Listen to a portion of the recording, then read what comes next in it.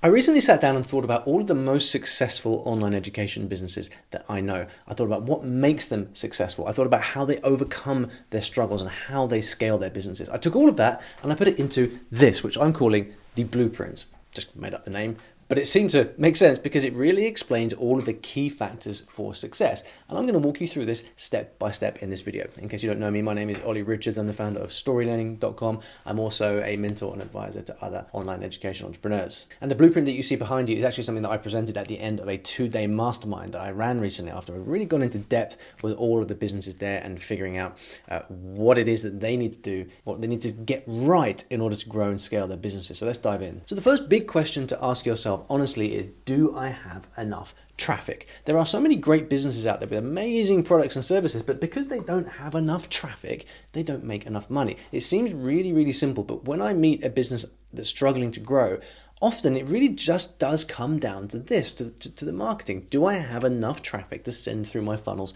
to make money in the first place? And often what happens is business owners will obsess over their emails and their products and their delivery and all of that, but actually it's all for nothing if you don't have enough traffic. So do you actually have enough traffic to make the money that you want to make? Think about that honestly. It's easy to skip over, but think about that question really. And then when it comes to traffic, there are different types of traffic. Not all traffic is created equal. Generally, we can break businesses down into broad audience and targeted. So a broad audience, for example, would be like my business Story Learning, where we are targeting people who are learning a foreign language. That is a big, broad audience. And to reach a broad audience, we need to do fairly high traffic types of marketing. So that's why we do things like YouTube. It's why we do things like SEO. But if you are maybe B2B, or if you are working with a very specific type of person, if your entire annual client roster consists of say 10 to 15 people, then in that case you probably don't want to do YouTube. Instead, you want to find ways of getting in front of them directly. So is it a broad audience approach that you need, or instead is it better to take a targeted marketing approach where you might be doing something like figuring out where where their offices are and sending them direct mail or sending cold emails, right? Just because all the people you see out there who are very visible are doing YouTube, it doesn't mean that you should be. So there are different types of marketing that are fit for different purposes, but you've got to answer the fundamental question of, do you have enough traffic? And now this is simple, but you wouldn't believe the number of people who actually, this is the problem they got to solve in the first place. It's not a business problem, it's a traffic problem. Now we get to the question of product. So with product, the fundamental equation here is, are you selling the right product to people in the right niche? And is that niche big enough? And do you also enjoy it?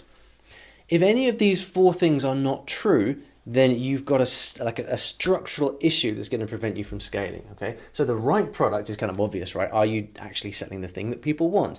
When I first started Story Learning, I was selling meta stuff like how to learn a language, whereas all people really wanted was, Ollie, just give me the Spanish course, right? There's a big difference. So are you selling the right product? If not, you've got to fix that. And then to the audience, is it the right niche? To take a silly example, if you're teaching people how to use Microsoft Excel, but you're trying to target like artists or something, it's just not the right space. But similarly, is it a big enough niche? Often you get people who they've heard this advice to niche down, but they end up going so niche that the total addressable market is actually tiny. You've got to have a big enough niche. If you're selling low ticket products, let's say you're selling digital courses that are, say, $100 to $300, you've got to sell thousands of those things to make enough money. Whereas if you're selling $10,000 coaching packages, you don't need to sell that many at all. And so the niche has to be big enough in order for you to be able to reach your ambitions in the first place. If your niche isn't big enough, you won't be able to, there's a hard limit to how you can scale the business. And fundamentally, you have to enjoy it. There are so many great businesses out there run by entrepreneurs who just don't enjoy what they do, or maybe they don't respect the audience, or whatever it is. If you don't enjoy it, there is a ticking clock on the business. And then once you have your products in place, do you have a suitably robust back end? Many digital businesses make over half of their revenue from products that they're selling on the back end. What that means specifically is, let's say that you've got customers coming in and this is the thing that you sell them at the beginning, so they become a customer here. The back end is everything that happens after that, stuff that you might sell over the course of 12 months. So much of the revenue that you get in a business is selling more to existing customers, and that all comes from the back end. So do you have enough stuff to be able to offer on the back end? because selling more to existing customers is something like, I don't know if this stat's true, but it's something like 14 times easier to sell something to an existing customer than it is to a new person. And so this, like, so much of the money in your business is in the back end, okay? So to summarize all of this, what we've talked about here is you've got to have, in very simple terms, enough traffic going into your business. You've got to be selling the right product to the right people, and for there to be enough of the people there in the first place and enjoying it. And you need to have enough stuff going on the back end so that you can maximize the income that you make. If you don't have any of these, if any of these you don't have in place, hopefully you can see how this is like seriously holding back your potential. And rather than worrying about, fixing your emails or something, actually it's these big structural pieces that need to be sorted out. And this gets us to the question of growth. If you have good traffic, good products, and a good back end, you're probably doing at least 7 figures in revenue, but you will reach a natural limit where you can't necessarily get a lot more traffic, or your product suite is quite mature and there isn't that much space to be building out new things. So you've reached your kind of natural capacity, and how do you continue to grow from there? So there are 3 main ways to approach this that I see coming up again and again and again. The simplest and most obvious and reliable one is just do more of what's working. I'm always flabbergasted at how I meet people who are doing something that's working like gangbusters, and then they say, well, I think I should go and do this thing over here or that thing over here. The answer is no. Shut up. Just keep doing that thing that's working, because not many things work in the grand scheme of things, right? Most things don't work. So if you've got that thing that's working, do more of that. This is rule number 1 for growing any kind of business. But then beyond that, we want to experiment. And I don't know if you can read this here, but this says experiment. And there are a few different ways to experiment. So if I have an idea, how can I test it quickly? Don't spend 6 months planning something and then releasing it to see if it's going to work. How can you test it fast? Can you pre-sell it? Can you survey? What can you do to test things quickly? Entrepreneurs who test stuff quickly have far more success than people who take ages to do stuff, because the speed to learning is so much faster. Can you pre-sell the thing that you want? Your superfans will often buy something at a conceptual level because they trust you and they want the thing. So pre-sell it, give them a good offer, create a good deal. And if it doesn't work, if people don't buy it, you refund the people who do, and you don't have to make the thing in the first place. So pre-selling is massive. Often the best way to launch something new is to deliver it one-to-one. And this sounds counterintuitive, right? Especially if we're building a business that's kind of a one-to-many business, or if you have dreams of building something that's very passive. But actually, if you've got an idea, the easiest way to test it out, to see if it's got legs, if your way of teaching it works, and actually to get feedback to improve the thing in the first place, is to actually deliver this one-to-one. And I gave this advice recently to a guy who was thinking about offering a new coaching program in cohorts and groups. And he needed a lot of infrastructure to build that out. He needed sales teams, he needed groups of coaches. There's a lot of risk going into that, because if it doesn't work, you've got a lot of people hanging on your whim right there. And so can you take the idea that you've got, the concept you've got, and then just deliver it one-to-one? It's got loads of advantages. You get to test it with someone. You get the best case outcome, because if you can't deliver it properly one-to-one, there's no way you can do it passively, right? But also, especially if you're running something solo, by delivering it one-to-one, you also get to charge a lot of money. And so you actually get the cash influx there as well. So is there a way that you can deliver it one-to-one? Does that make sense? Many offers can also be delivered for the same price, maybe even better, by removing certain components. So if you're someone who goes into businesses, for example, and teaches staff, or does some kind of in-house training, and you're fixated on the idea that it has to be you, that they're buying you. Newsflash, they're probably not buying you, they are buying the outcome that you can provide, or the system that you have. And so just think, is there a way that you can charge the same for your offer, but just have less of you involved? Because right there, you buy back your time immediately, and you might be surprised how there's a really strong willingness to pay without you actually being involved. Okay? So these are all just some examples of different ways that you can experiment. And it's in this experimentation, this fast experimentation in different configurations and different ways, that will get you to that point of discovery, the epiphany moment, the breakthrough moment fastest, but really it's their speed that matters. But then any expert or any founder who's used to delivering themselves as the product eventually is going to run up against the time and capacity problem. There's just no more hours in the day for you to do the thing that you want to do. And so everyone has to figure out eventually how to leverage themselves out of the business. In my business story learning, for example, it used to be me teaching, hey, here's the way that Olly teaches languages, and it was me teaching. What I did was I defined the story learning method, and then I got other coaches and teachers and tutors to come in and fulfill on that. The students were delighted because we were offering more stuff, and it was the system that I codified that was getting people the results anyway, not my teaching. We all like to think that we're special, but the truth is that most people, all they really want is the outcome for themselves, and you are almost always indispensable. That was how I made myself indispensable at story learning. And I know that you're probably thinking, well, my business is different and I can't make myself indispensable. I am needed. If you are thinking that, I guarantee you are wrong. Okay? Now, it might require a lot of adaptation of the business, like I had to do with story learning. I rebranded the whole thing, I copyrighted the thing, changed the domain, made a lot of structural changes, but that's the thing that basically kind of brought me my freedom from the business and allowed me eventually to step back entirely and go on to do other things. Okay, whilst the business continued to grow far faster than it would have done were I still the bottleneck. So it comes back to defining the system. But what is the system exactly? Well, the system is the way that your business produces reliable, repeatable results for clients. Now, for most founders, when they first go through this, everything is in their head. And so they make the mistake of thinking, because it's all in their head, they are therefore not replaceable by anyone else, because how could I ever find anyone who thinks like me? What you need to do is adapt the way that you approach the problem. So with any system, you've really got two parts to it. First of all, you've got the step-by-step method that you take students through in order to get the results. And then second, you've got the person who is delivering on that. Now, founders make the mistake of conflating the two, but actually, whatever it is that you do, whether you know it or not, you do take people through a specific system to get the results that you get them. That can be codified, it can be written out. And then what you need then is the person who can deliver on that system. And this person doesn't have to be you. It can't be you. It doesn't have to be the same as you.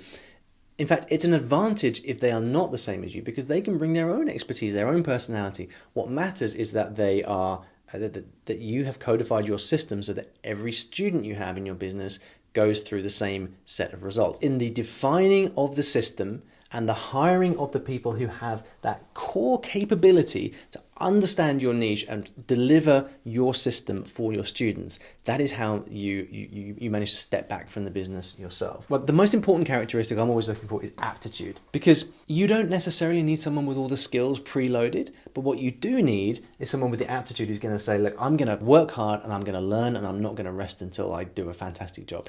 That cannot be taught, and so we're always hiring for aptitude first, skills second. And my preference here is always to look internally.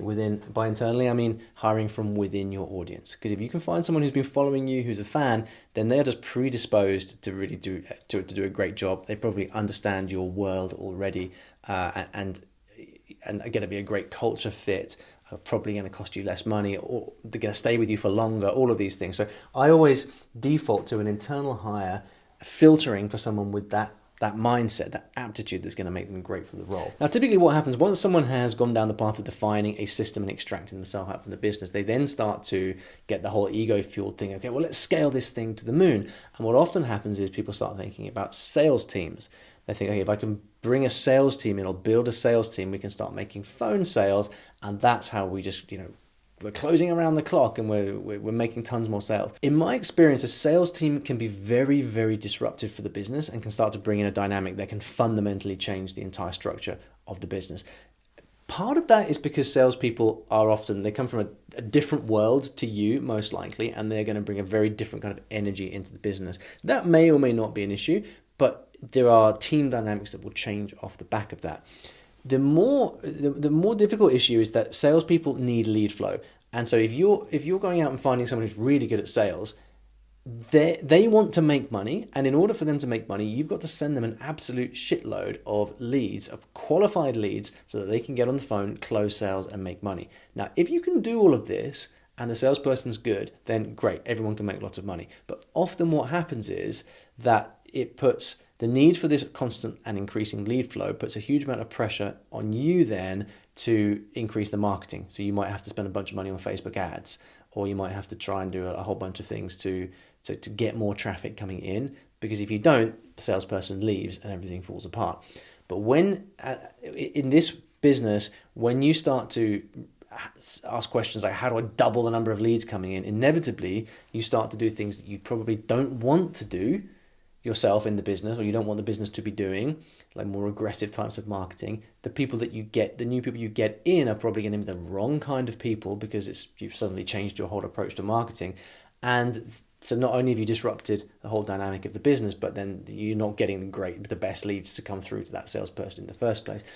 And so where I come down on this now is that you really want to keep in check this desire to scale fast. Understand that not every business is suited to scaling fast, and you may well have like some very fundamental dynamics that stop your particular business from scaling. It's impossible to say without knowing that, but a lot of education businesses are like this. They don't have infinite scaling capacity, and so you've got to be 100% sure that a sales team is the right move for you. And I'm just spending time on this because I see a lot of people moving in this direction without really understanding what it entails. But once you have codified and systematized your business, you're able to step out and you're able to get the sales thing happening on autopilot. This really then is how you can move businesses into the multiple millions or beyond.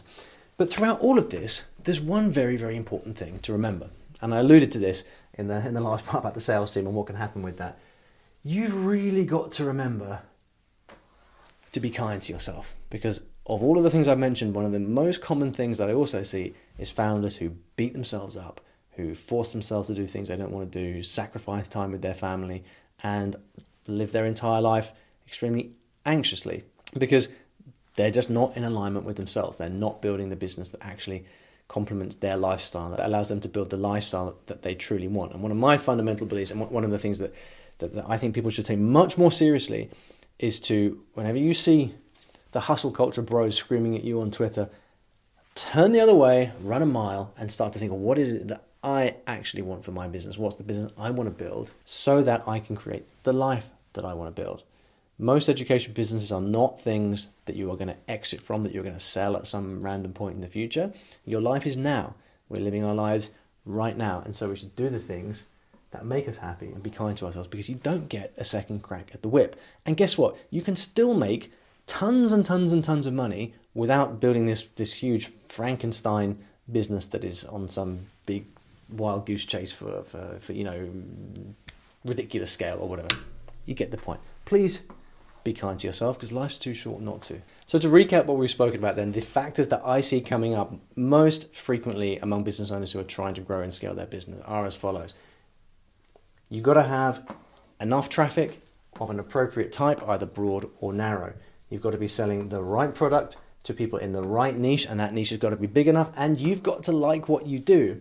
You've also got to have a back end that is big enough to sell a lot more stuff to your existing customers, because that's where your big chunk of revenue is going to come from. In order to grow the business, you've got to do more of what's working. You've got to experiment quickly, either with releasing new products or reconfiguring existing ones. And then in order to continue to scale, you have to be able to define your system, define your magic, your intellectual property, and create that into a system that someone else with the right aptitude can come in and deliver for you, so that you can step back from the business, focus on sales, and then most importantly, figure out whether those next final stages of scaling are something that you actually really want to do, or if you would rather just be kind to yourself and have a nice life. That's pretty much it. As usual with these things, success usually comes down to one or two main factors, not the small details. And in this video over here, I show you exactly how I explain the various things that I've been lucky enough to have success with in my life, because I think there's a really important lesson in there. If you learn it, it can make a big difference.